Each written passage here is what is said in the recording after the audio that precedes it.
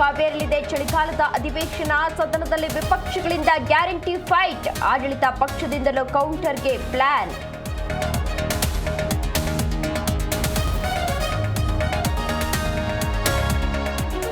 ಸುತ್ತೂರು ಶ್ರೀಗಳ 1066ನೇ ಜಯಂತ್ಯೋತ್ಸವ. ಮಂಡ್ಯದ ಮಳವಳ್ಳಿಗೆ ಮಧ್ಯಾಹ್ನ ರಾಷ್ಟ್ರಪತಿ ಮುರ್ಮು ಭೇಟಿ. ಕೇಂದ್ರ ಸಚಿವ ಎಚ್ಡಿಕೆ ಸೇರಿ ಹಲವು ನಾಯಕರು ಭಾಗಿ.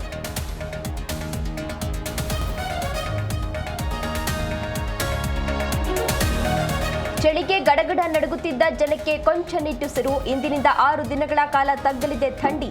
ರಾಜ್ಯದ ಕೆಲವೆಡೆ ತುಂತುರು ಮಳೆಯಾಗುವ ಸಾಧ್ಯತೆ.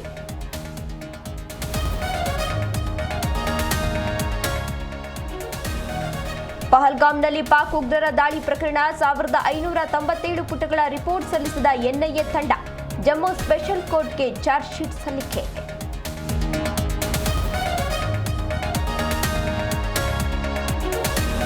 ಇಂದು 2026ರ ಐಪಿಎಲ್ ಮಿನಿ ಹರಾಜು ಪ್ರಕ್ರಿಯೆ. ಮಧ್ಯಾಹ್ನ 2:30ಕ್ಕೆ ಅಬುಧಾಬಿಯಲ್ಲಿ ಬಿಡ್ಡಿಂಗ್.